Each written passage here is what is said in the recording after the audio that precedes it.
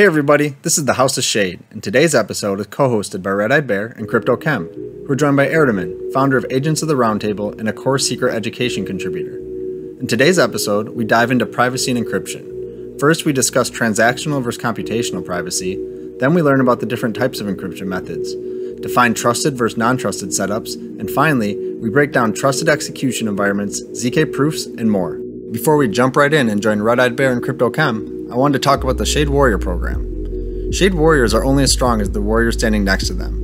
You can join the warrior ranks and help Shade Protocol bring privacy to DeFi. By completing missions, you'll earn points, rewards, tokens, and gain exclusive access as you move up the ranks. If you're ready to earn your shield, click the Shade Discord link in the description below for early access. Now let's join Ertemann for our conversation on encryption and privacy.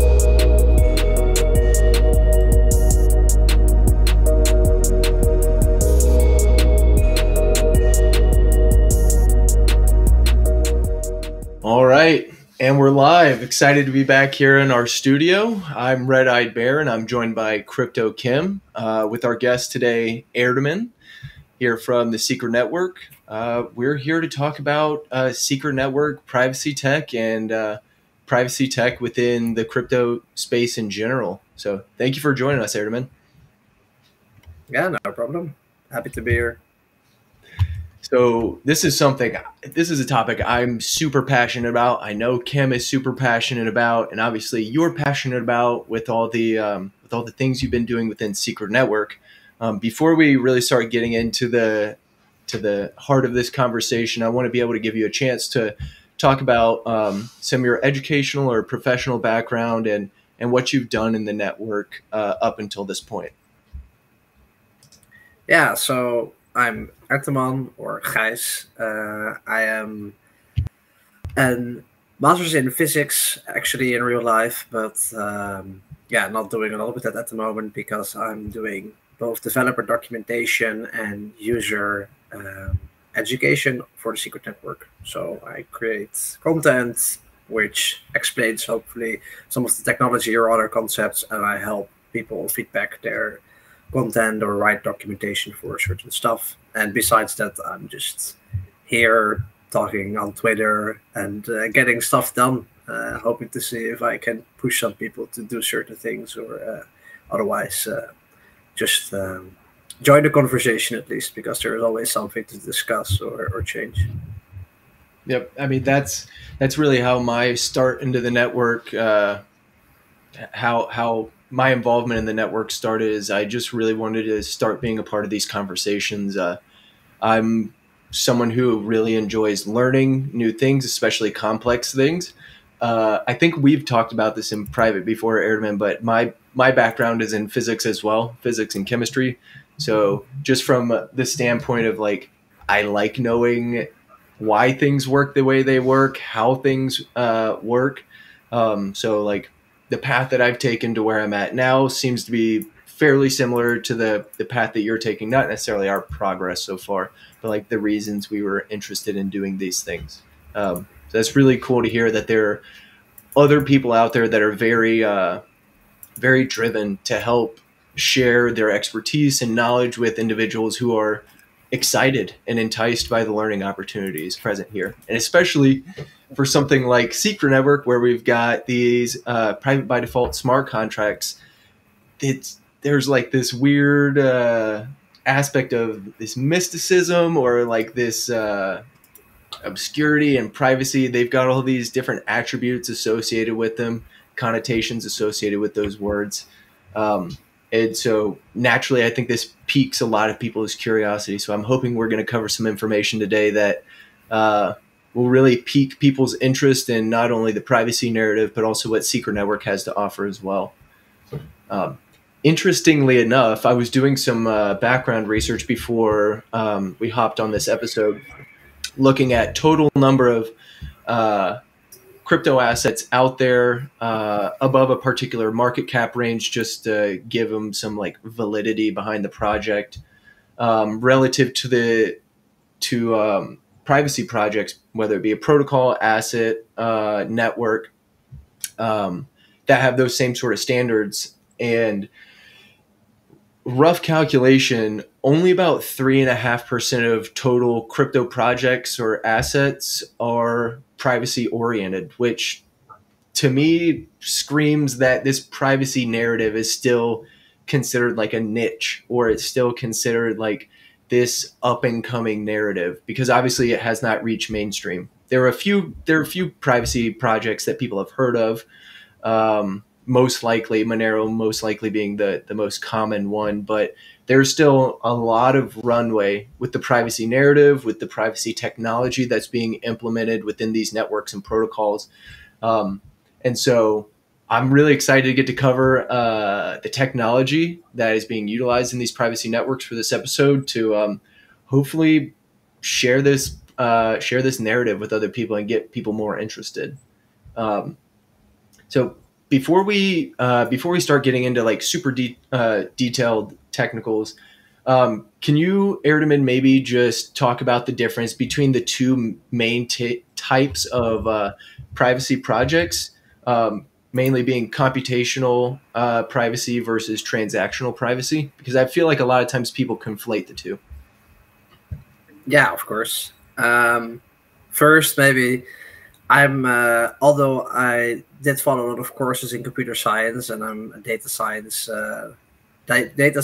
normally, I didn't do a lot with encryption, so it's just more of my passion, how I got into following all these different projects and understanding their technology. But if you really want the full deep dives, then make sure to go ahead to the white papers of specific projects, or just Google around, because I cannot be your sole source of info.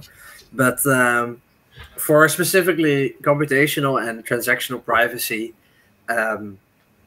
it's let's put it like this: you can either send someone some money, and you can do it without them knowing how much money you have besides what you sent, without the other person knowing anything extra about you, and without any other observer being able to infer what the balance was of the transaction or who the two parties were that were transacting something. And that is known as transactional privacy. And I guess it's the most known form of cryptocurrency privacy, because in the end, the most use cases within the blockchain space are just still transferring tokens, whether this is on Bitcoin or even on Ethereum. If you're swapping and stuff, it's still very similar to just sending something or doing something with a monetary amount of assets, let's put it like that. And then there's a second form, which basically is, let's say we can we have a decentralized network, and this network can do computations, and normally these computations would be public. So on Ethereum, for example, I can see which debt position you took, or which character you minted in a game, or when you decided to take a certain step in chess or in whatever. But if you would build that on a computational privacy network, then nobody would be able to infer what exactly happened. So you can do any computational needs, like people call it generalized compute, which just means that anything you can do on your computer, you could in theory do it on a Web3 application-based thing, but then it has private metadata or private applications, and those are the two different projects. And I guess for computational privacy, there are less projects who really have generalized compute in comparison to projects that do offer transactional privacy, because the former, so computational privacy, is just quite hard to create on a blockchain. And I think that's something that a lot of people misconstrue, is that there is a big difference between some projects that are looking to do transactional type privacy versus computational, because there is a clear limitation to what you can do with computational type privacy in terms of scalability and speed that a transactional type privacy may not have, correct? I mean, a computational privacy network doesn't have to be built around also having transactional privacy, because often you interact with a smart contract instead of interacting with another user. So it's less problematic if the smart contract infers any information from you. While if you are on a transactional privacy network, it's very important that the other party you are transacting with doesn't infer any information from you. And then, of course, The scalability concerns are also completely different, because if you want to create something like Ripple, but then private, so you want to send like millions of transactions over the entire world within a few seconds, then that's maybe that's a completely different use case, basically, than saying, okay, I need to compute the entire game state on chain, and it just requires a different set of encryption standards or protocols to use. So yeah, it's very important for the, I guess, project specifically focused on doing either one or the other. Right. And so there are not a lot of projects who say they aim to achieve both. Right. And that makes sense, because obviously with computational privacy, you don't necessarily need to have computation, like you were mentioning, with just sending a private transaction of currency back and forth. So it's kind of inefficient to actually use a computational type encryption when you really don't need that level of computation done. So you could do it on a transactional type chain, and that is actually probably more beneficial to you. So that's something I think a lot of people struggle with is, there's these protocols like Secret, which are great and do a lot of great things, but it might not be the best protocol for what you're trying to do if you're trying to do something very simple like send money to another user. But I also think highlighting kind of what Ertemann was talking about, the differences between the functionalities, it seems like to me transactional privacy is a niche, like a true niche, where it does exactly what it's supposed to do and nothing more. But with computational, with a private computation network or platform, the possibilities are kind of endless. It's just what applications potentially could leverage privacy. And on Secret Network, we're seeing a lot of real world applications and use cases starting to pop up that are leveraging this programmable privacy that Secret offers. I think two of the most notable ones would be Alter and Jackal right now, that are utilizing this programmable privacy, this private compute, to be able to provide these real world services outside of just transacting. Outside of just transacting. So that's personally what kind of draw me into Secret, was because I was able to, when I first got into Secret, the development for all these various applications was really starting to pick up. And so I got to see the beginning of Alter launch, the beginning of hearing about Jackal, hearing about Data Vault, hearing about some of these other projects that are still kind of in their infancy building, that are not necessarily public yet, but there are a lot of use cases that are emerging that are leveraging these private computational platforms and networks. And personally, I think the private computation is going to play a much bigger role in this privacy narrative in the future, rather than transactional privacy. Yes, it would be great if everyone's finances were kept private by default. I can show you, my receipts, or I could give you some sort of audit of my transactions if I want to, but that really only makes up a tiny portion of my activity on the internet or my activity with other projects. And so trying to think more forward into the future, these private computation platforms pique my interest the most, because I feel like that's where we're going to see the most use cases emerge. So I'm interested to see what's coming out in the future, and then also seeing what privacy tech actually changes along the way, because the different types of cryptographic technology that is implemented in a lot of these networks has been changing over time. I would say for the most part, the developments have increased throughput, the speed, the security of these computations. And so maybe we can kind of get into what technology is actually leveraged to be able to provide some of these, this privacy preservation for various computation and transactional projects. To quickly get back to your to the point you made, what is more interesting? I think it also a lot of it comes down to what is new, right? I mean, we already have Monero and an application of ZK-Snarks for privacy Zcash, and other solutions who solve for transactional privacy. So inherently, people are looking for the computational parts, because it's similar in public layer ones where we already have Bitcoin. Why do we need anything else? So every other protocol is basically focusing on not creating another transaction coin, but creating something that does computations, but then in a specific way. Yep, agreed. So you mentioned ZK-Snarks there. That's one of the more popular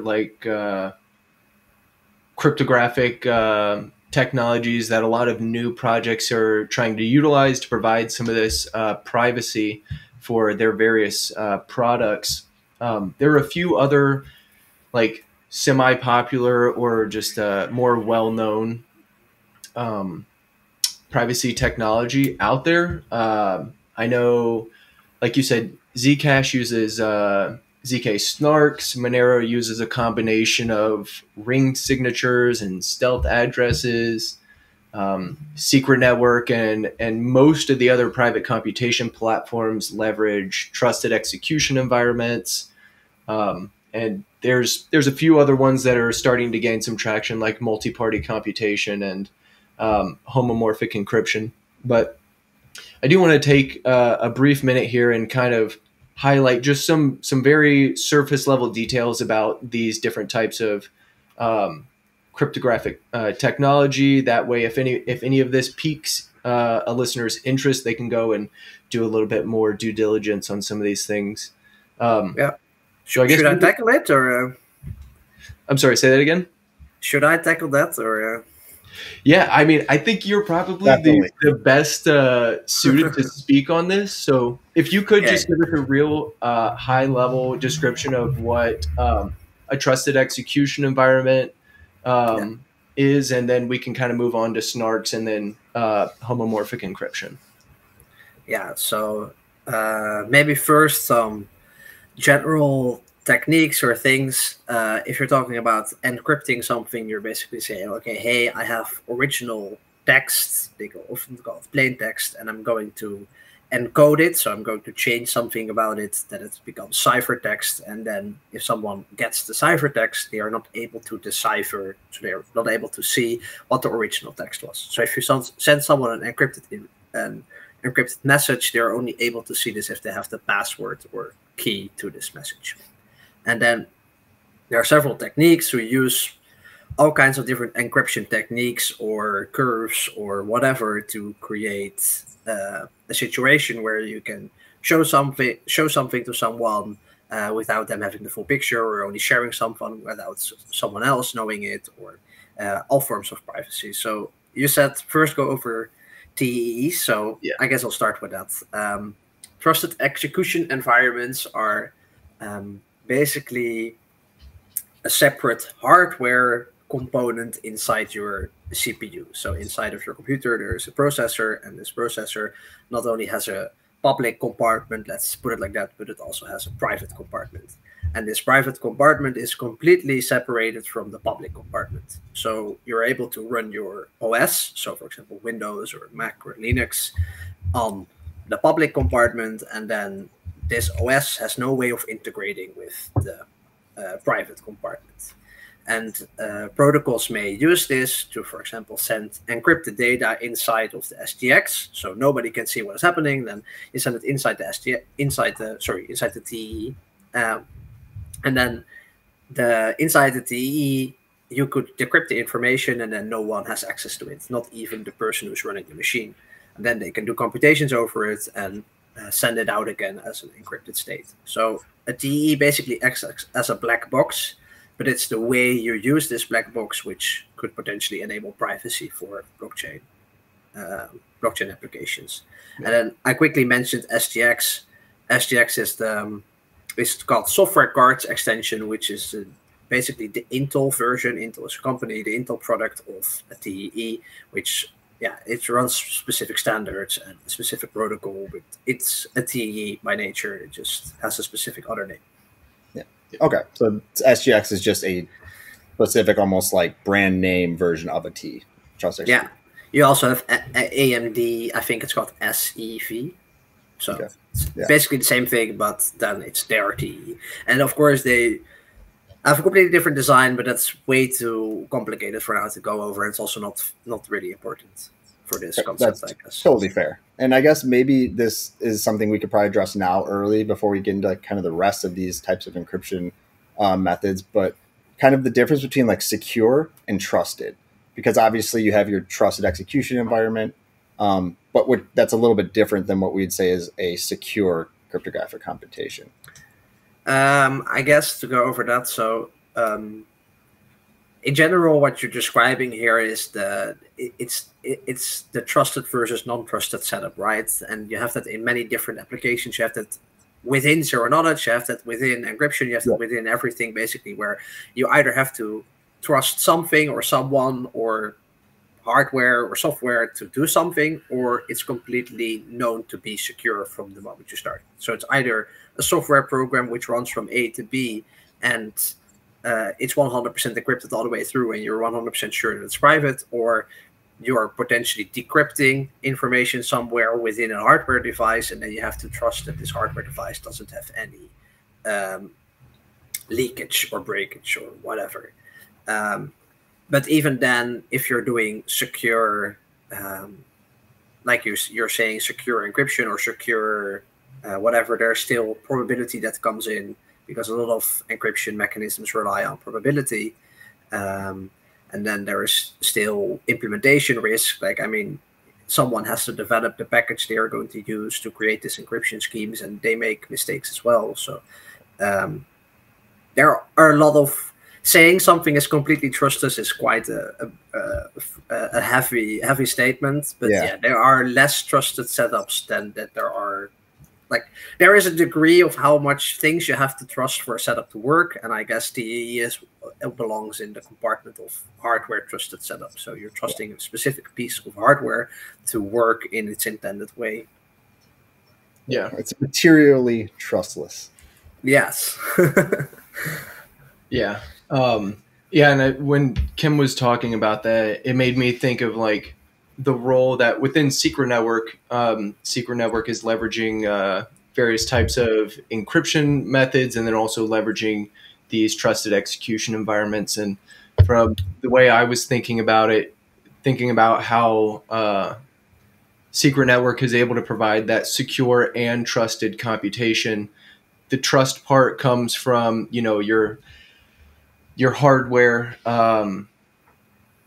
like hardware authentication, making sure you have good installation practices, being able to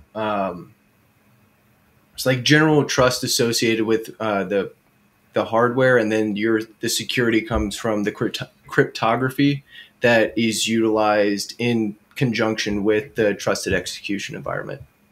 I think you briefly mentioned at the beginning that Secret Network leverages various encryption methodologies to be able to provide that secure computation. Yeah, I mean, we can go over that, but I don't know if you want to cover all the methods first. But yeah, maybe to quickly mention, just we talked about encryption, we talked about TEEs, but maybe we should quickly go over like what types of encryption do you have, or how do you create a key, or what even is a key. Like,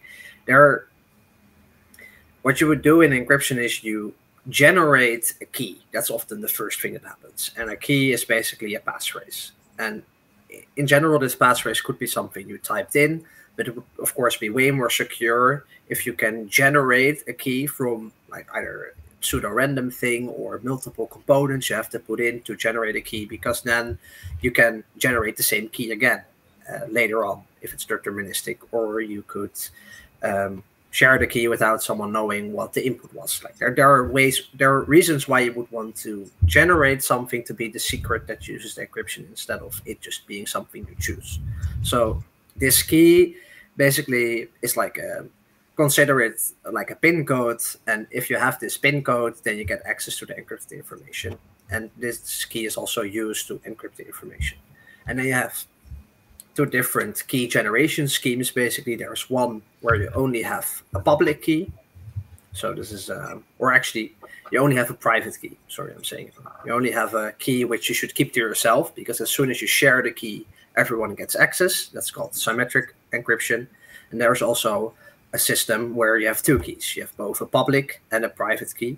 And this is called asymmetric encryption. And in that scheme, you can give out your public key to someone without them. And then with the public key, someone can decipher something that has happened, but they are not able to encrypt. So they're only able to decrypt something, but they're not able to encrypt something.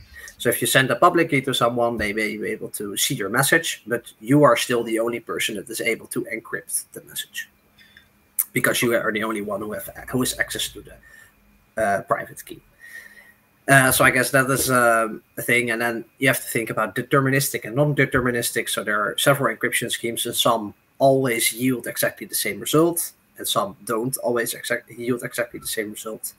And then you have a word that's called pseudorandom, which basically means that you generate some sort of randomness or entropy, as they call it, which is, let's say you roll a dice from 1 to 6, but then it's 1 to 128 or something. And from this number, you decide to generate a key together with some other things. And then you cannot generate this key without knowing exactly the number. So this key is generated in a pseudo-random way. That's how they would say it.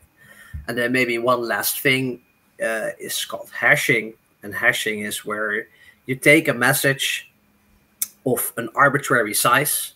So it could be 1 kilobyte, it could be 5 gigabytes or whatever. And then, not that someone wants to hash a 5 gigabyte file, but still. You would then put this through the hashing algorithm, and it would come out as a constant size item. So if you put in something which is very short, it still delivers exactly the same length output. And this is handy because in encryption and computation, you need a system where you handle constant data. Because if someone is able to see the size of your files, they may be able to infer what is happening or something like that. So hashing is an important step in a lot of encryption schemes, and it's basically the most simple version of encryption because there is no key. The only thing you're doing is you're scrambling stuff and then putting it in a table so that you can find it later on when using the hash. But there is no key to this password. So I guess you have hashing, then you have private key encryption, so symmetric, which is 1 key, and then you have public key encryption, which has 2 keys. And those are the three steps. Okay. I really appreciate you breaking that down, because for as long as I've been in this network, I still have yet to fully understand, all of these different encryption methodologies that are utilized to provide this programmable privacy by secret. I really appreciate you going in depth there. So outside of secret network, I think the most common privacy technology that's being leveraged is ZK-Snarks. Could you maybe provide just a little bit of color on what they are and kind of how they're used to be able to provide this privacy? And maybe, yeah. And I don't know if it's worth discussing first off just generally what a ZK proof is, and then kind of going into what a snark is versus, maybe some of these other ZKs that offer more privacy. Yeah, I was planning on that. I think it's important to first narrow down where ZK stands for. You see it everywhere. As a zero knowledge proof or a ZK proof basically is a situation where you have a prover and a verifier. So you have something who states something, and you have something who wants to make sure that what the person is stating is correct. And then the prover can issue a proof, as they call it, a zero knowledge proof, and send this to the verifier. And the verifier is then able to agree that what the prover was stating is correct without actually seeing what he was stating, without getting any other information. So an example is you would have completed a puzzle, and you say, okay, hey, I have completed this puzzle, and without someone showing that you have a completed puzzle, you want to prove to them that you have completed the puzzle. And there are several ways that they go about this. There's an interactive way where you would say, okay, can you I give you a challenge, and if you are able to complete this challenge, then I am a little bit more closer to thinking that you are right. And if you do this 1,000 times or 1,000,000 times, then you get very close to saying, okay, I'm sure you are correct. So if, for example, you create a challenge where it would be a 50-50 chance of giving the correct answer if you had no prior knowledge, and it would be 100% correct if you had prior knowledge, then if you do it one time, you say, okay, yeah, but you could have just guessed right. If you do it twice, then you say, okay, well, you're a good guesser. And then at 5-6 times, okay, this is getting a bit scary. And then at 20 times, you're saying, okay, I'm quite sure that you know what's going on. So that's basically how a proof like that would work.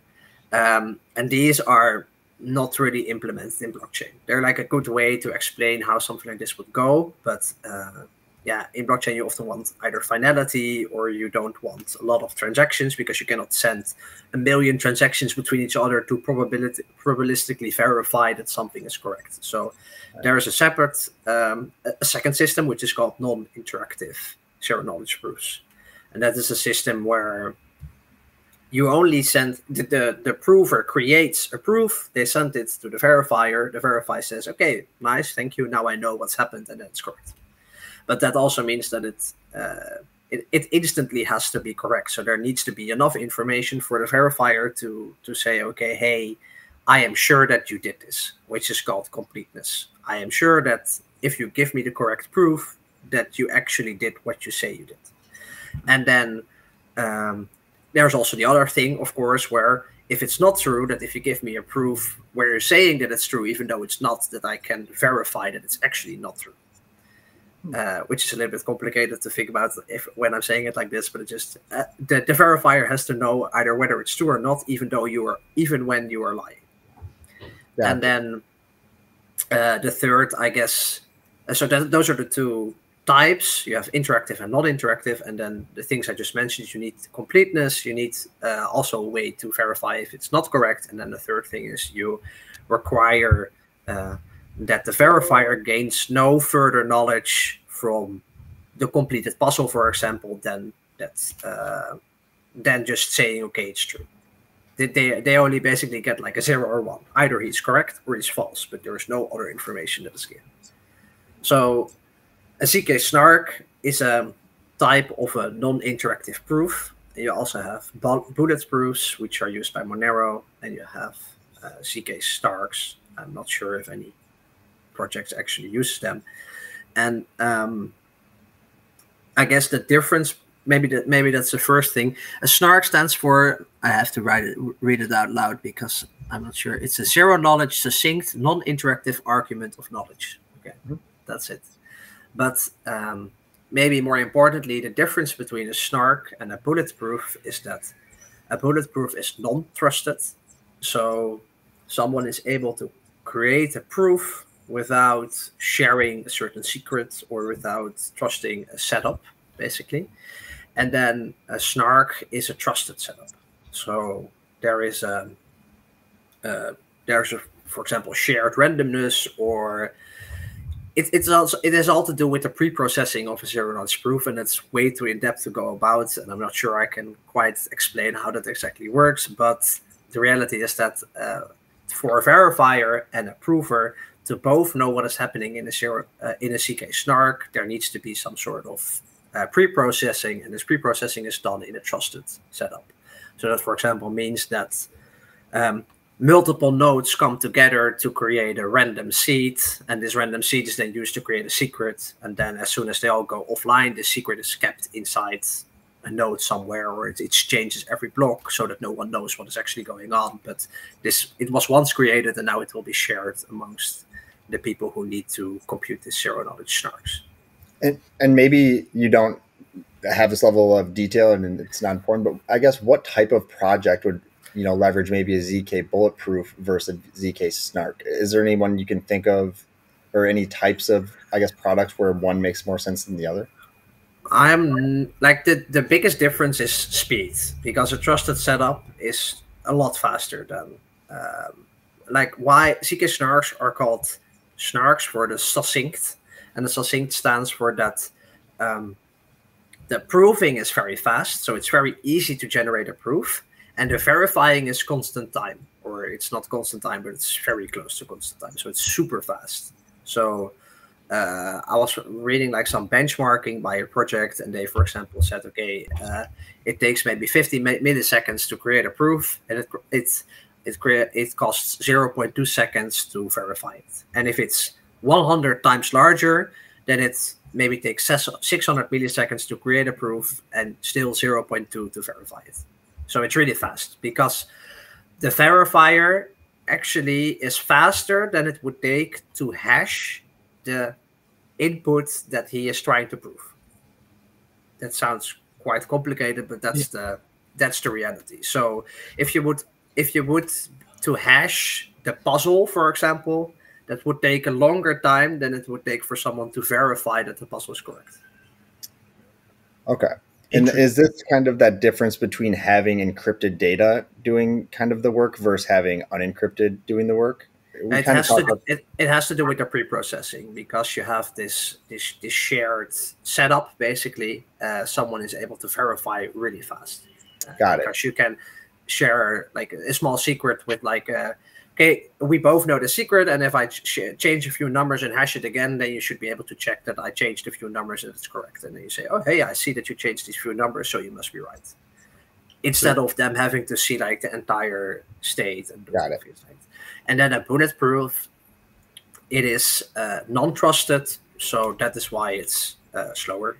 But it's I'm not sure if it's more secure, but it's not per se more secure. Let's put it like that. But the reality is, with a trusted setup, is that if the setup is not correct, so if people make mistakes in how they set up the ZK-Snark environment, and someone ought to see what went on when they set it up, then by definition they can create false proofs. And as soon as someone can create false proofs, then the complete scheme basically falls apart. So there is always this one liability that you make sure that you set up this process correctly. And there are many ways to do this, so it's not really... We should not think that it's very easy for a trusted setup like that to break. It's not like someone somewhere in this back room has access to everything. Like, there are ways with multi-party computation and other stuff to create like a good setup. But the reality is that it's always something that's hanging above your head. Like, it could potentially go wrong. And when you're doing bulletproofs, you don't have that. But verification of a bulletproof just takes a lot longer. So proving and verifying just both take a lot longer, but mostly verifying. So it's essentially that trade-off you typically have of, speed versus security, where it's, there's always that slight trade-off for one or the other. So that kind of makes sense from that aspect as well. Yeah. And I think probably the best example that we've got to talk about today of that trade-off between security and speed is homomorphic encryption. You just get this maximum security, especially with fully homomorphic encryption, and then ultra low speed of actually doing this. And so if you have any information on homomorphic encryption, I'd love to hear that from you. But one of the things that stuck out in my head when reading about this prior is, the efficiency of this, of these encryption schemes, like doing computations over ciphertext versus doing it over plain text. Millions of magnitudes of difference in efficiency between these two different computational pathways. So I feel like you would have to value security over everything else in order to, at least right now with its current state, to be trying to implement this. But if you have any information about homomorphic encryption and maybe like where it's at right now. So if you think back to TEEs, it was a way where you could send data to a CPU, they would process something and they would send it out. But inside the CPU, it would be decrypted. So you can do computation over encrypted data. Mm-hmm. You're not really computing over encrypted data, but you are able to you're able to decrypt it, do the computation, encrypt it again without anyone seeing it. Yeah. So in reality, you're basically doing exactly the thing I just said, but you You cannot call it you're computing over encrypted data. It's much faster. Like the trusted execution environments, I think, are close to on par with just computing over regular plain text. So encrypting, computing, decrypting, and everything, it gives around 30% overhead, or at least that's the case on secret. So it's like it's not bad. No, it's a little bit slower because you have to encrypt and decrypt and stuff like that. But it's in comparison, it's not a lot slower than just sending you a message, basically. And then zero knowledge proofs is a situation where you're not really computing anything. You're just saying, okay, I did this thing and it's correct. So you still need someone to encrypt, or you still need something to do the processing. So, for example, for Monero, the Monero node just has the full decrypted information on the CPU. So if you don't run your own full node, you are trusting that someone is not saving your transaction data. So, but then afterwards you say, okay, hey, I did this transaction and I can prove it. And that's the way that it's transformed into the network, instead of that the network has to like completely do it. And then when you move to homomorphic encryption, it's basically the saying where from A to B, the data is always encrypted, and whatever process you want to do with it, you can do with it, and the data is never lost. You just you hash the encryption, you hash the data at the start of your encrypted data at the start, and then you just move along with your life. And at the end, if you want some results, then you have to decrypt it or with your private key, and you get to see the result. So it's never decrypted while you're doing any of the computations. And how exactly this works is super complicated. I truthfully don't completely understand how everything works, because it's already quite difficult to understand why certain encryption schemes are deterministic or non-deterministic in nature. And then you also have to figure out how to use these different types of super long strings to index certain data, and then it's quite complicated. But the gist of it is that you just change some data into the encrypted format, do some computations, and then at the end you get a result. And the only thing is that it's just a gazillion times slower, as some people would like to call it, than doing encryption over non-encrypted data. Yeah. And I would say, like, most of the things I've heard about, whether it's somewhat homomorphic encryption or fully homomorphic encryption, like really positive things have been said by multiple leaders in the privacy space about the security posture of it, or like the security surrounding this encryption type. But that efficiency is just so bad right now that there's no real way to justify the use of that in any sort of real world product right now. Like your latency from, like, if you're upset by the slow block times for something like Ethereum or Bitcoin, then I can only imagine how frustrating it would be to also have to wait for computation through fully homomorphic encryption. Like you could be waiting weeks, years, I don't know. It just depends on like the size of your computation, I guess, that you're trying to do as well. Right. Yeah, it's different. It's very dependent on your consensus, like you're saying. Like, for example, on Ethereum, it's probabilistic in nature, so you have to produce an X amount of blocks to be probabilistically sure that the block your transaction was included in is not changing anymore. While on the Cosmos, for example, you have instant finality. So you have 6.5 seconds to compute whatever was in the transaction. And if it's not computed by 66% of the validators after 6.5 seconds, then the block time starts to go down. Then the block just waits until it is computed. So there is no way you can introduce a system like homomorphic encryption in a consensus algorithm like that if it's not fast enough, basically. So, for sure there will be alternatives to go about it, but like if you're just focusing on the easy things, it will be quite difficult to have a fast consensus algorithm, but a slow transaction process. Yeah, it's that fast finality concept that needs to line. So if we take kind of a step back, zoom out, and look at the privacy space in general within crypto, right? We've got a bunch of projects that have garnered some mainstream adoption in a sense where it's like the names are becoming more household, so to speak.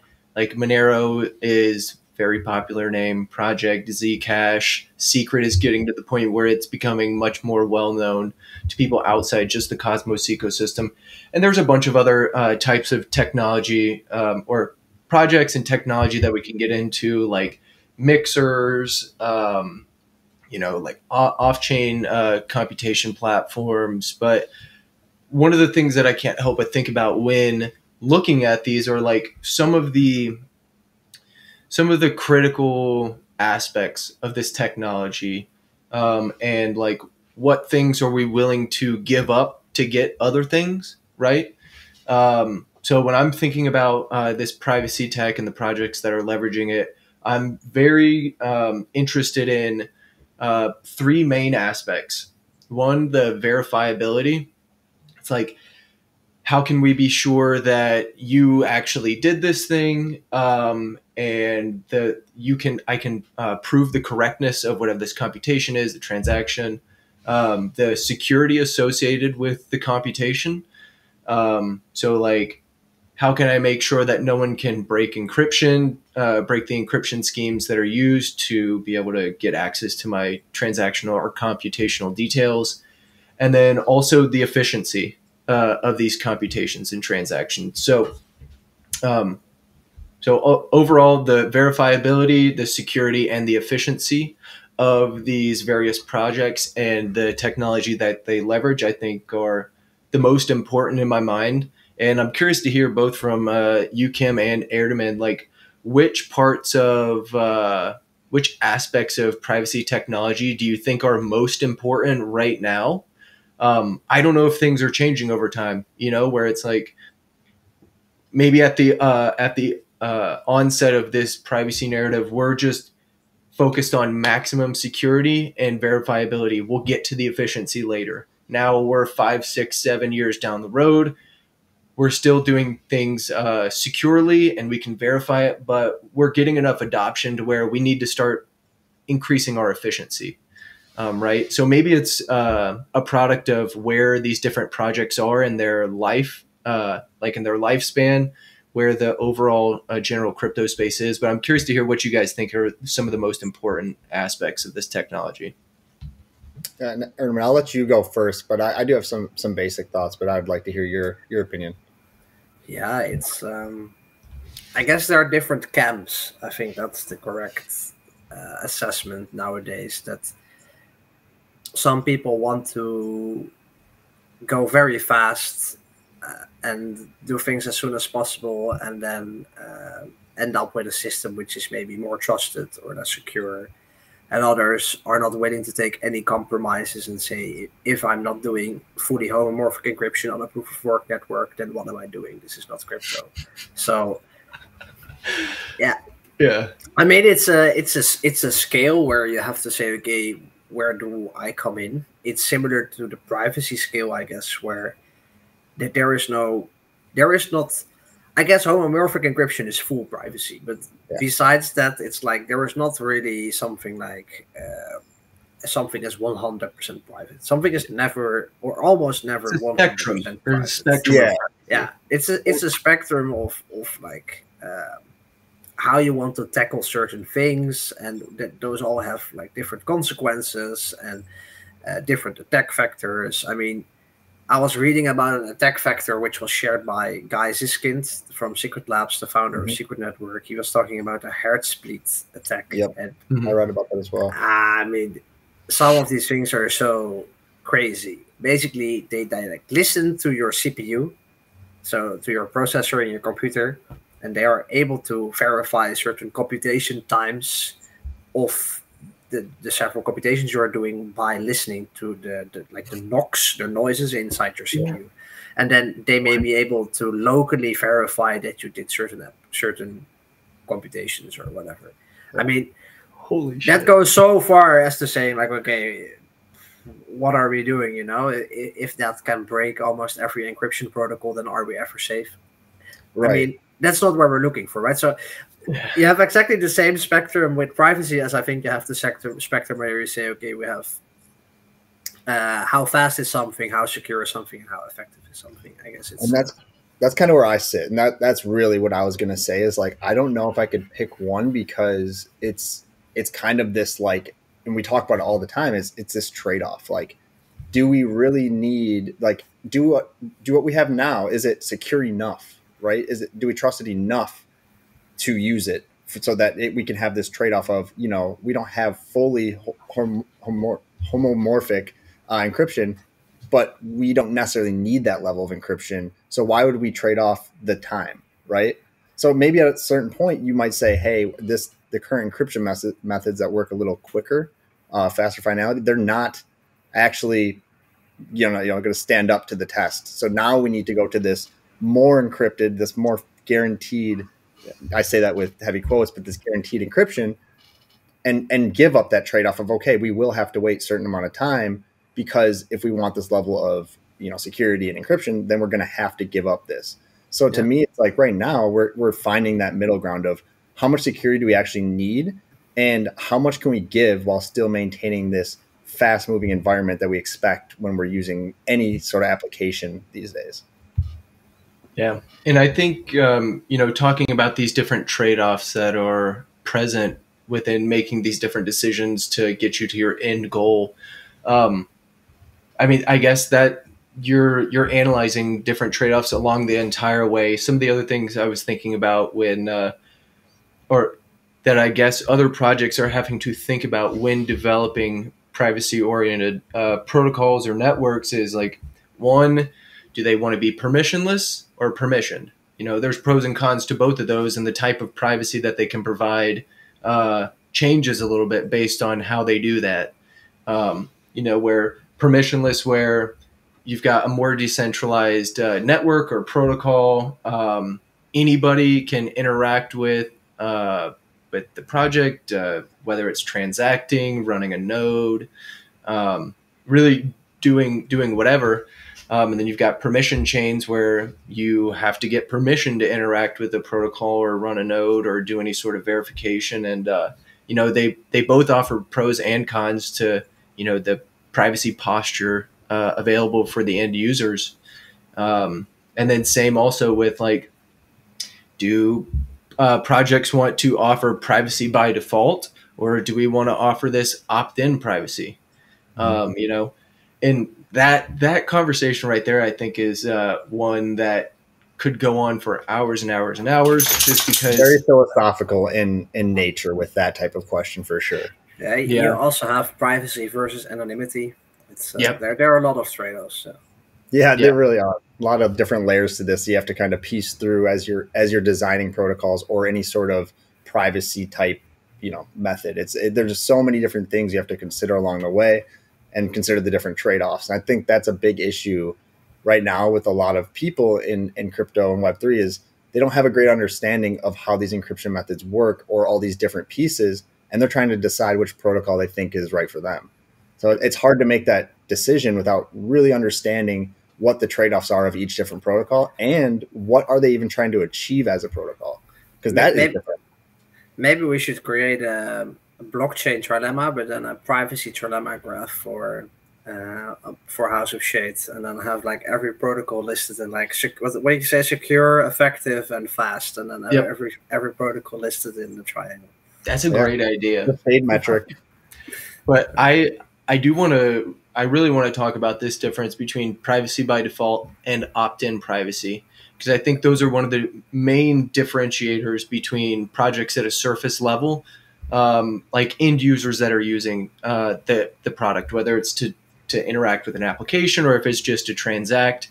One of the few things that someone might actually recognize is whether they get this privacy by default or if it's opt-in. If I'm using a particular privacy project, I'm probably not going to understand what type of encryption they're using just from using the application, right? But I will know if it's opt-in privacy versus private by default. I don't necessarily need to know how that happens, but the fact that it is, I have to opt into it, or I get this privacy by default.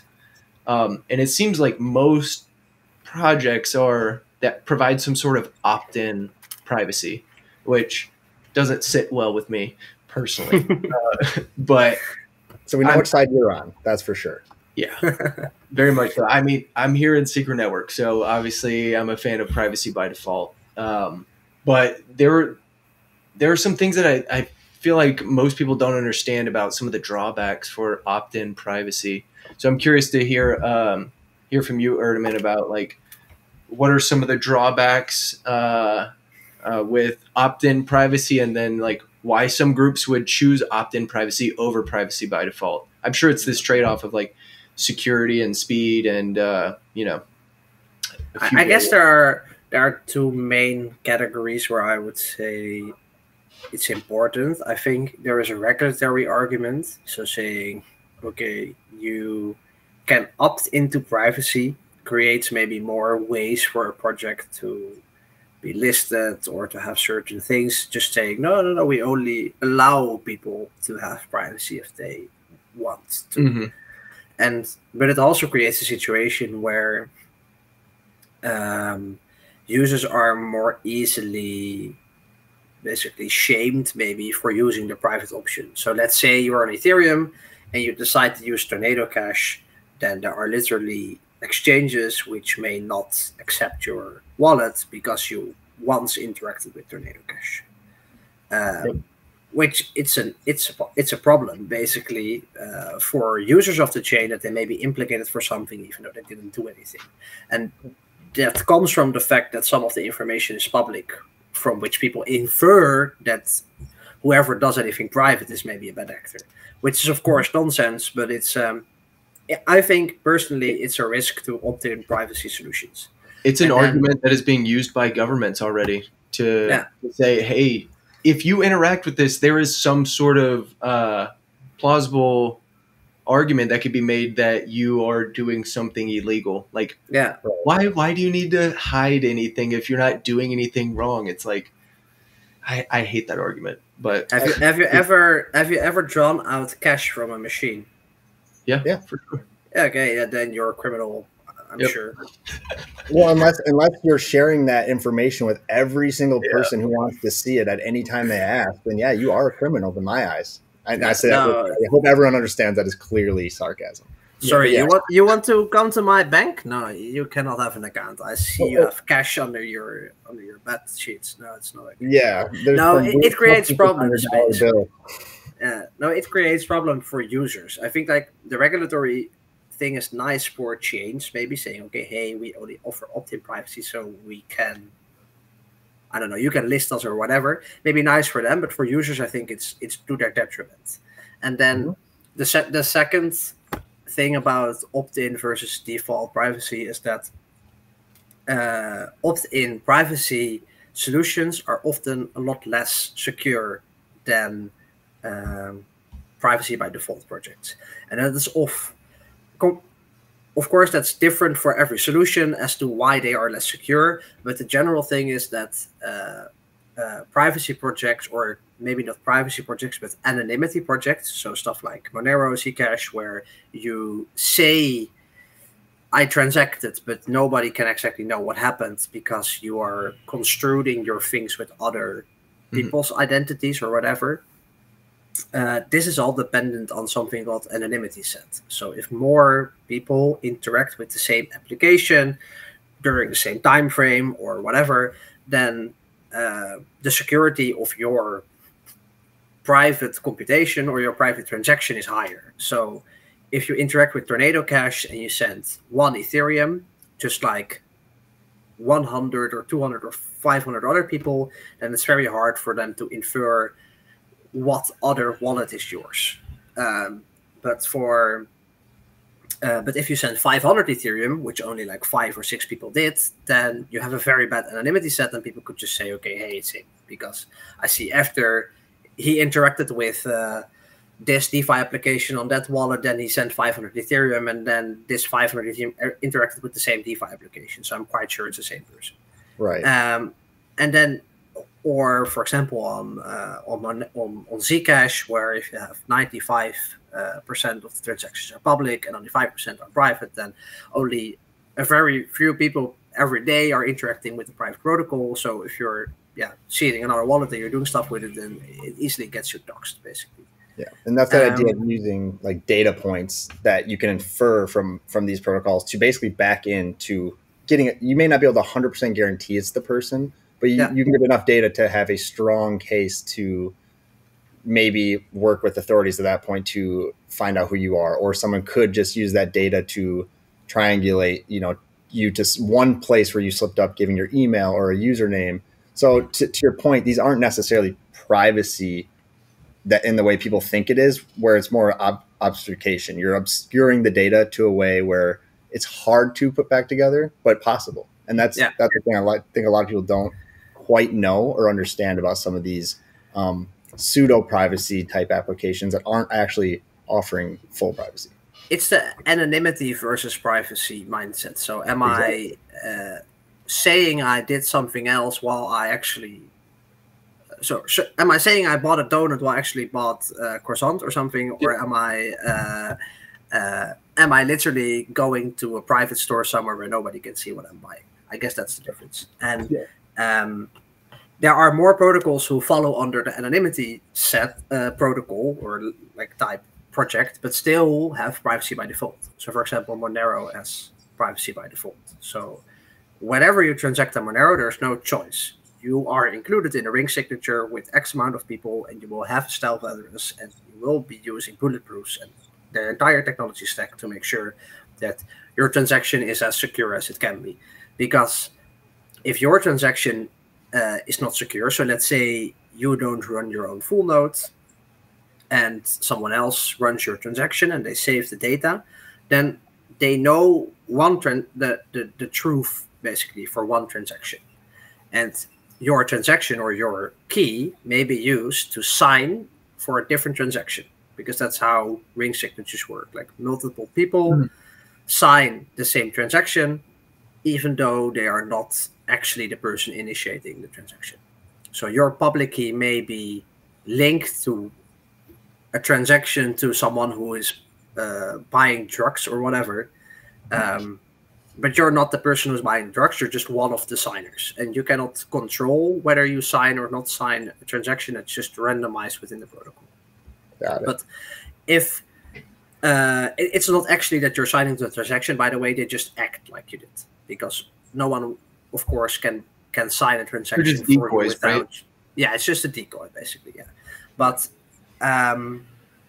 like if you run a full node for Monero, for example, and you're a wallet provider and you're saving all the data, then you might be able to have like 6 or 7 transactions noted, or 6 or 7 public keys where you know almost everything that happened. And then if a ring signature comes by with 12 signers and you know 7 of these signers and you know their complete wallet history, then it gets a lot easier to infer the other 5 transactions. So you opt into a system where your privacy is determined by how other people use the protocol. Yep. Which I can see where there's a lot of risk there in trade-off, right in that sentence, what you're giving up. So. And in reality, Monero is very, very anonymous. Like it works quite well if you know how to use it, but there are always... I guess other things you have to think about, because always vulnerabilities. We'll get to that at the end of the episode. We want to go back to that again. Then it's good. Yeah. Then I'll leave it for now. But there are other things there. So basically, you have opt-in privacy and privacy by default. But in general, it's all the public information that is inside the protocol makes it easier to infer what happened in all the private transactions. So. There's just a trade-off there, and I'm not saying that private optional privacy cannot work.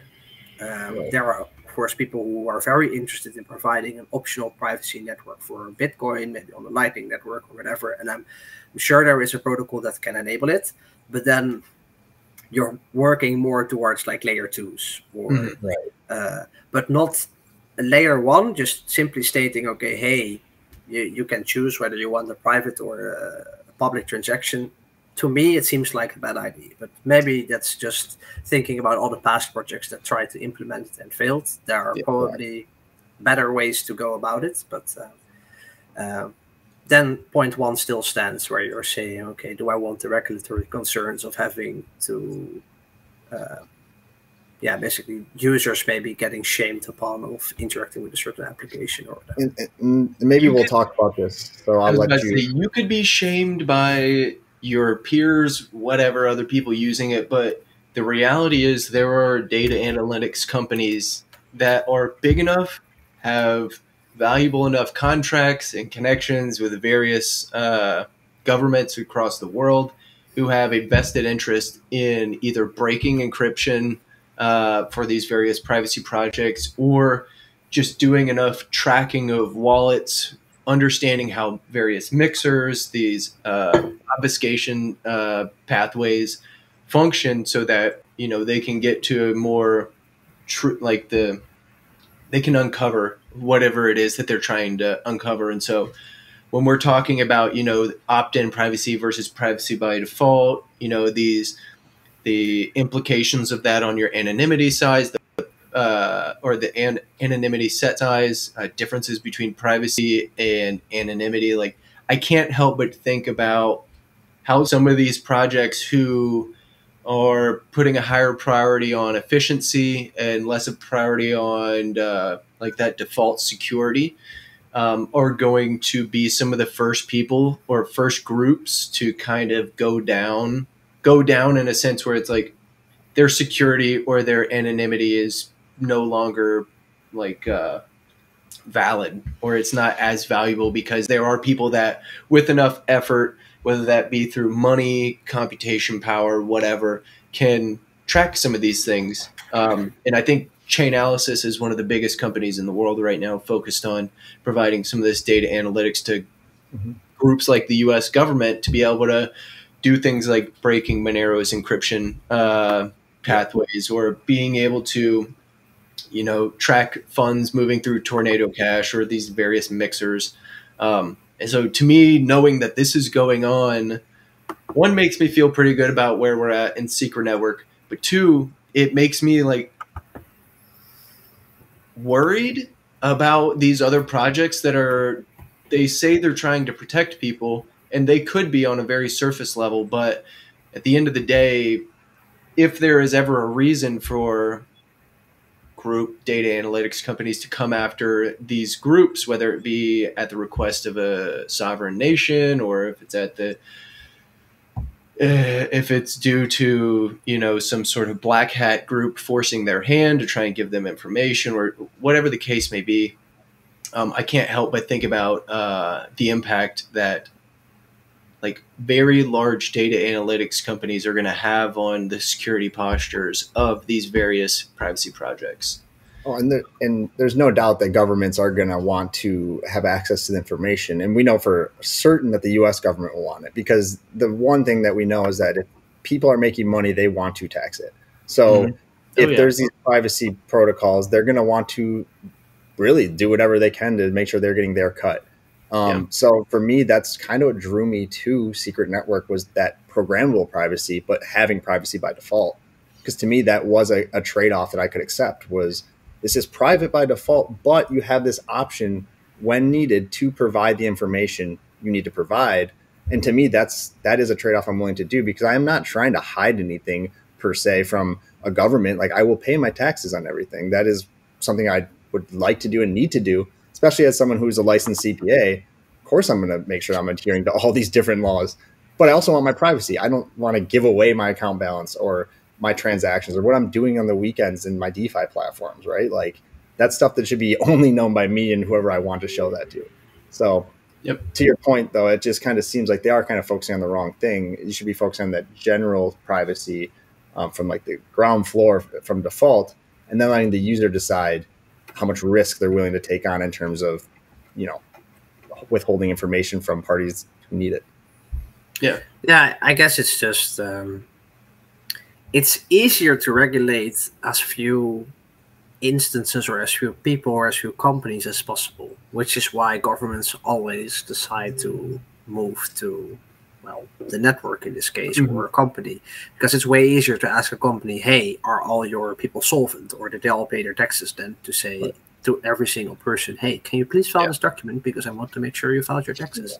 And I guess that is it's a way they go about making sure they get their cuts or whatever, and privacy protocols have to make sure they can somehow agree with that. I just want to make sure that people understand that it's not that secret network is not linked to like chain analysis. Like it's quite, or not easy, but there are for sure ways to infer a lot of transactions on secret using chain analysis, because we are not offering transactional privacy of the security that Monero does, for example. It's also not something that secret network is interested in, really. Like, you can, if you want to, you can be very secure. You just have to think about it a little bit more. But chain analysis does offer certain, I guess, information to if you really want to see everything, you could do quite some chain analysis on secret network as well. And it's not that we're the only one who is providing auditability. On Monero, you also have viewing keys, so you're just as easily you can share your viewing key with your tax auditor or whatever when you're transacting on Monero. But I guess it's the combination or everything that you just have to think about. Okay, does this project deliver the full package? And I think it's indeed a very good question to have. Do I want to be on a protocol which has privacy by default, or opt-in privacy? Do I only want to be anonymous? It is the truth be told that regulations probably have a lot of impact on your investments as well. So it's a choice you have to make. Yep. It's actually a great segue into a question I have for you is, like, what do you think the impact of regulation on privacy focused projects are, specifically privacy tokens? You know, like, since throughout 2019, 2020, and into 2021, we saw a lot of countries and exchanges heavily regulating or just outright banning privacy tokens. I know South Korea and Japan both have fully banned privacy projects, and then a bunch of different exchanges, most likely due to where they're located, like what jurisdiction they're in. But a lot of different exchanges have also prevented the trading of tokens like Zcash and Monero. And so I can't help but think about, from the perspective of someone who works, interacts, and kind of at this point lives within a privacy network, what sort of implications to those things happening have on other privacy projects like Secret Network? Yeah, it's a very complicated question. Of course, it's one we also very often get. Like, what is the relation between secret network and regulators? Yeah, I don't know. I think that I don't really have an answer to that relation, for example. But I think some things which are important to distinguish between different networks is, one is like supply auditability. So often you can audit the supply of a token. So, for example, Monero, you can audit the supply, and for Dero, you can also do it. But as soon as they're listed on exchanges, you create a situation where this exchange, you don't know the wallet of this exchange. So they could, in theory, mint out Monero out of thin air. Or not really mint it, but just say on their platform, hey, we have Monero. Just give it to different users. And as long as these users don't put it into their own wallet, like withdraw it.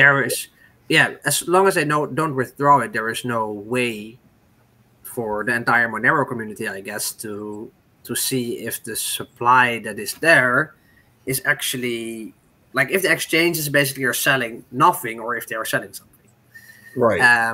And this is actually a thing they did. Like, they organized an event where it was, we're all going to buy Monero on like a lot of different exchanges instead of using atomic swaps, which is like Bitcoin and Monero. You can swap them interchangeably, or Ethereum, I think you can do it as well. We're going to buy in exchanges, and then at a certain date, we're all going to withdraw. And then we'll just see if they have enough Monero to be sold. And it seems like they survived the event. It was very good for Monero's price, to be honest. If you were in it at the moment, it was maybe nice for you. But it's it's actually like a thing they're quite scared of, that just institutions can just say they have like a deposit address. Some people deposit into it, but you cannot see how much Monero is deposited into the address, and you can also see how much is going out. So there's no way to verify if the exchange is selling air or selling Monero. Right, because they could always just reflect on their front end, like, oh yeah, look at all this Monero and it's priced at this, and look, and there's no way you can audit that without either seeing into their personal private systems that they're not going to let you get access to. So yeah, you're right. That's very interesting. There have been some people who say exchanges are just shorting Monero into the ground and we cannot see it, so that's why Monero's price is not going up. And like, of course, this is a bit of a tinfoil hat ID, but still, it's interesting that it's such a complex problem for them, because there's no way to solve it. Basically, they would be better off without exchanges, maybe. Yeah. So what about DEXs on Secret Network, right? So Secret has a bridge between Secret Network and Monero. Secret XMR is available on Secret Swap, and I think also available on Sienna. Are those supplies auditable? Yeah, you can see how much Secret XMR tokens there are. Okay. And this exactly amounts to the amount of XMR that's in the bridge contract address. Okay. So you know how much SXMR is on our chain, or our chain on like Secret Network, and our chain. Yeah. And then you're also able to. Of course, you don't know who is exactly holding how much Monero, but you can see the total amount, and the swaps are semi-private, so you can also figure out how much is in the pools, etc. So yes, that's auditable, like the complete package. And the chain, of course, cannot mint Monero out of thin air, because then you would be able to see that in a smart contract somewhere that's like it's randomly pushing out SXMR. So someone would be able to find that loophole very easily. Yeah, sure. And then I guess why I was coming into this argument is because Secret is actually public, right? So the native Secret tokens. Yeah, that's something we should address. Is like that layer 1 is not necessarily what people think. It's like that is a public.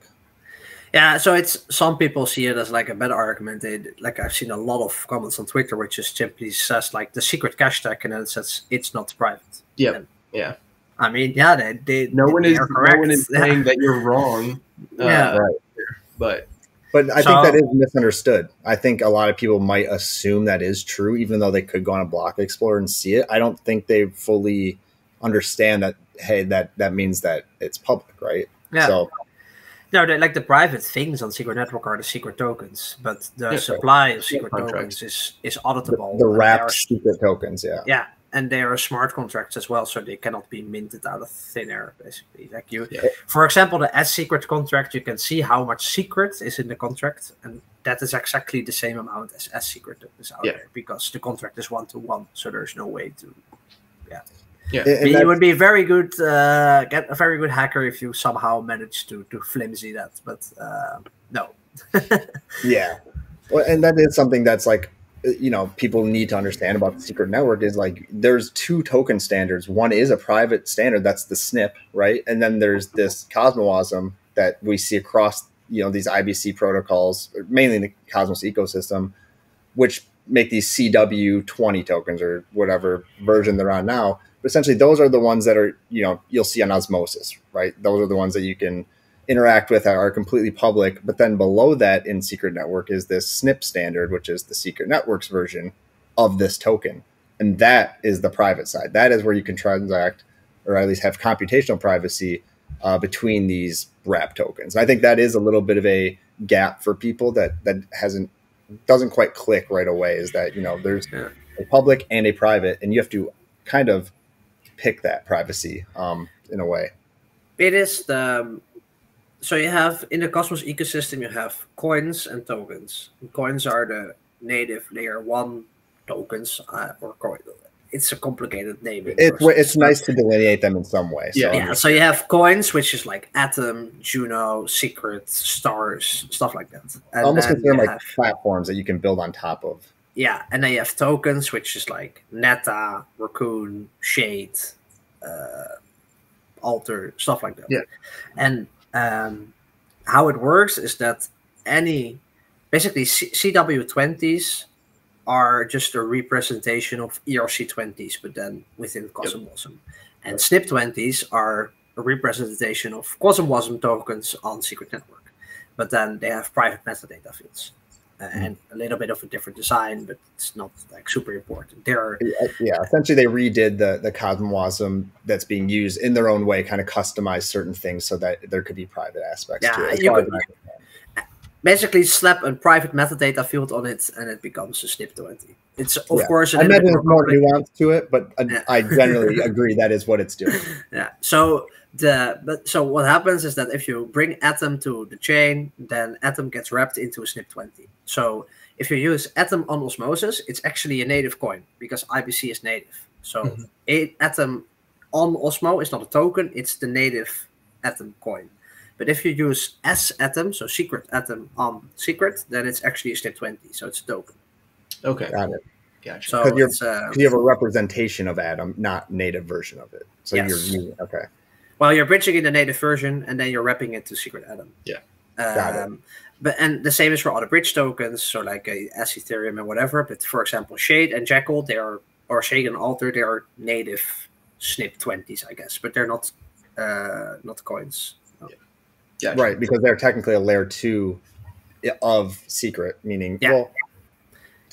There are SNP20 tokens on the Secret Network, and for now there are no CW20 tokens on Secret Network because IBC compatibility has not yet launched. So there is no Neta or Raccoon or I think Ion is native, but like some other coins of the Cosmos ecosystem, tokens of the Cosmos ecosystem have not yet landed on Secret Network. Yep. But they could soon. As far as I know, it could be in the next couple of weeks, but I always like to add a little buffer. So let's say within a month. August is the date. Oh, it is August? Sweet. Okay. So I think one of the best ways for us to wrap up this episode is to talk about some of the best practices for end users when interacting with any of these privacy tokens or coins. So, one of the things you've highlighted that has stuck out to me, Ertemann, is there's a big difference between privacy and anonymity. And one of these best practices that end users can implement in their general interactions increase anonymity and not privacy, right? Sorry, can you repeat your question? Yeah. So these best practices like using a VPN, using very standard token amounts to send or coin amounts to send, if you're transacting Monero, running a full node versus using someone else's node. These are all things that are increasing your anonymity when you're interacting with these projects, not necessarily increasing the privacy associated with it, right? Yeah, I mean, they don't change anything about the protocol. It's just that there is less public information out there to infer what you did. So it's more about anonymity than about privacy. Although running a Monero full node is really about privacy. Like if you don't do that, then basically if you use Monero and you don't run a full node, then don't use Monero. So is there anything that you would recommend individuals do or like include in their list of practices that they're utilizing when interacting with these privacy projects? Like I assume that you would advise everyone to be using VPNs whenever they're interacting with these projects. Is there anything else that would be useful and relatively easy for individuals to implement? I mean, it's very dependent on the network you're in. But I think it makes the most sense to go over Monero and Secret, seeing as Zcash is not actually private, or like most of it is not. So I'd steer away from using that to do private transactions. Let's put it like that. And then another network is Zero, but I'm not too familiar with it, so I know what they're doing, but I'd rather not go over the best practices. And then besides that, you end up with like Tornado Cache. Okay, we can quickly go over Tornado Cache, Monero, and then Secret. I think that's it. So if you're using a mixer, so that's like something like Tornado Cache, or I think on Juno there's now Juno Juicer launching, and on Secret we have Blackbox, which is also a mixer type application. Basically, is that mixers on public chains have public data, so they know how much balance you send into this mixer. They also know which wallet interacted with this mixer. So if you're trying to create a private wallet, so send like your Juno from one address to another, then one idea I would give you is use Secret instead. Like bring it to Secret, make a Secret token, and bring it to a new wallet, and it's a lot easier. But if you want to use like a mixer, for example, or you're on Ethereum, even though you're on Ethereum, I would suggest bridging in using Secret. But anyway, you can use like Tornado Cache. What you would do is you send like, first you try to figure out what transaction balance is used the most, because the balance is known, and your anonymity set is only shared amongst people who send exactly the same amount as you. Because exactly the same amount as you send is going to end up in your different wallets. And if only you and your other wallets are the two people who are sending this amount of transactions, then this balance, then it's very easy to infer what is happening.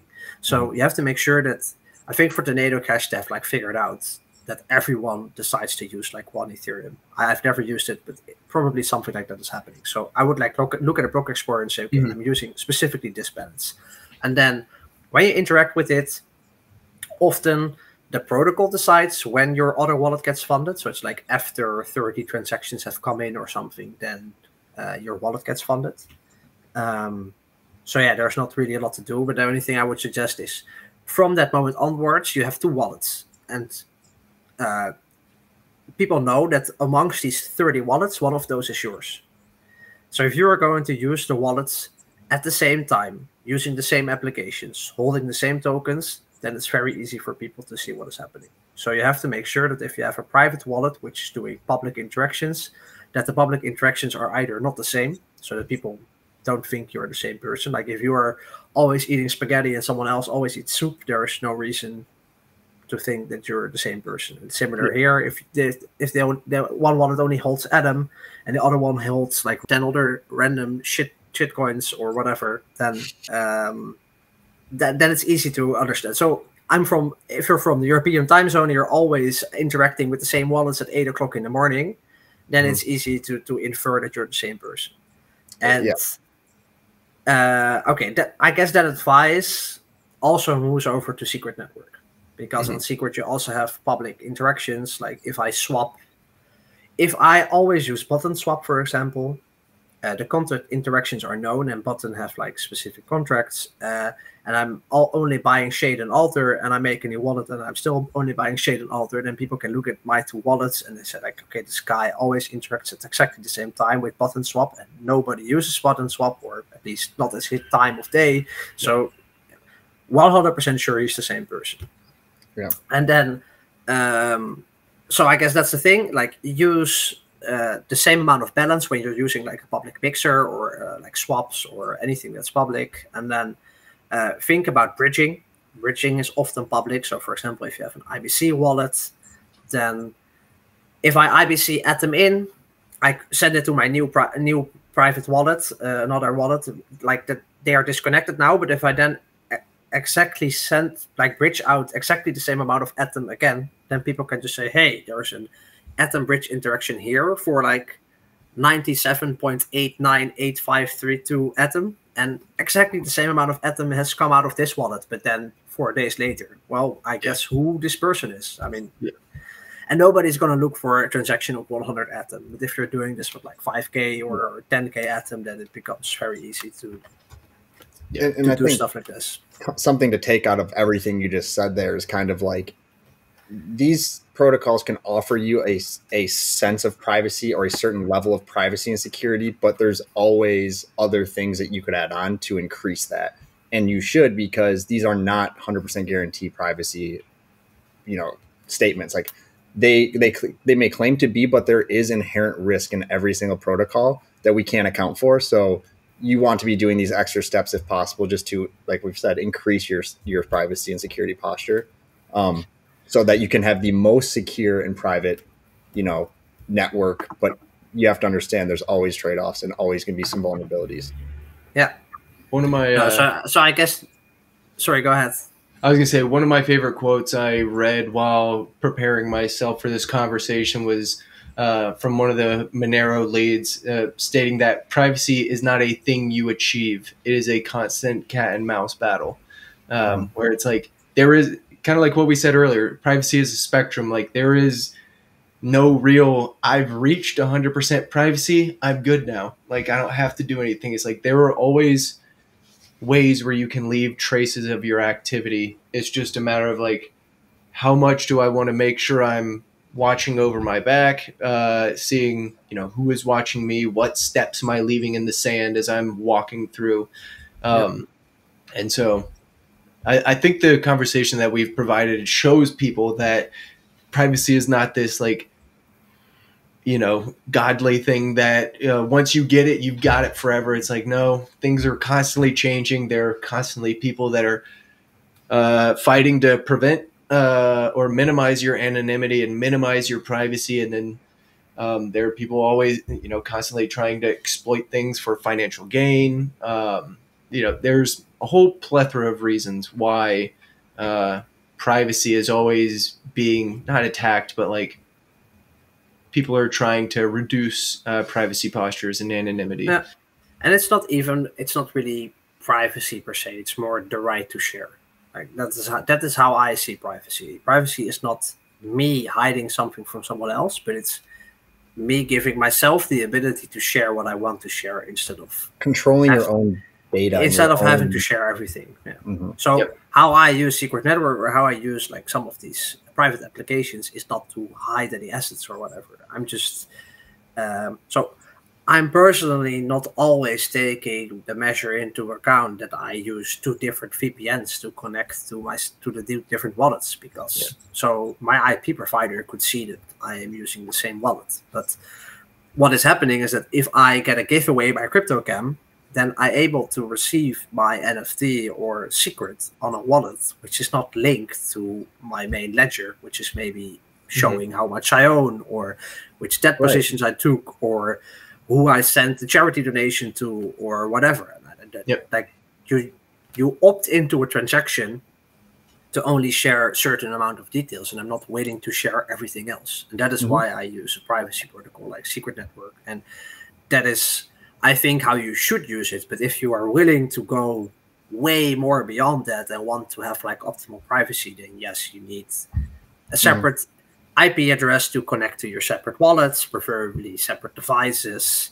You have to make sure that you're not doxing yourself using email, use I2P to I2P connected tunneling applications, or like there are a lot of things you have to think about. But if you're on that state, then just please use Monero. I guess that's my advice. Like, if I really want a private secret wallet, what I would do is I would bridge out to Monero, send it to a new Monero wallet, send it from Monero again to secret, just in different amounts, and then. Right. Like if you're Edward Snowden, you need that level of privacy. Sure. You might go all these methods and do all these different things. If you're someone like myself or you from the sound of it, and you're just using this just because you like to protect who gets to view your data, then yes, you don't really have to take a ton of these measures, because you're more or less just trying to have a high level of privacy guarantee among people that you interact with. And that is something that Secret Network and many of these applications can provide at a pretty high level. And it's something that privacy is something you give out for life. So if you decide to use Ethereum right now and host your public history there, then by definition, you are doxed forever. Like it's not, you can never take that back. Yep. And on Secret, you can decide when and how much you want to give out to certain people. And so it's not about me saying, okay, hey, I want to make sure that this specific interaction is private, but by doing that, I also make sure that every other transaction in my future history is private. Well, otherwise I would have forever doxed myself to CryptoCam, and he would have forever been able to tail me and do whatever. No, so it's like you don't trust me? People often think about it as in like one transaction or one thing. And it's only one time, or it's only this. But no, it's by definition for that on blockchain, it's into perpetuity. So if you decide to dox yourself now, it's forever. It's not just one time. And I guess that's immutable. I guess that's something that not always links. But to come back to your question, what's the best advice? It's make sure you handle the public interactions carefully. So using the same balances on public transactions between two wallets is not nice, time amounts, stuff like that. And then in general, I would just suggest people to take their time. So use one wallet one day and just chill out, do something else the other day, and don't like go full degen mode on 6 wallets at the same time, because it's just more complicated. Let's put it like that. I think that's a perfect place to end this conversation. This has been so phenomenal. I know I probably said this on most of our episodes that I love this conversation. This might be my favorite episode, but I truly, like, before we got to recording, and I'm sure after we end this episode, like, my mind is going to be thinking about this continually. And so I'm really glad you could join us today, Ertemann, and thank you, Kim, for co-hosting this with me. We'll include some links to some of the documentation we used to develop some of our knowledge prior to this, and also there's some really good Secret Network, Monero bridging links that I'm going to include in the description as well, just to give people some documentation on some of these best practices we were talking about right here at the end. But thank you everyone for listening in, and we will catch you guys next time. See ya. Hey everybody, thanks for listening, and thank you to Ertemann for joining us on the House of Shade podcast.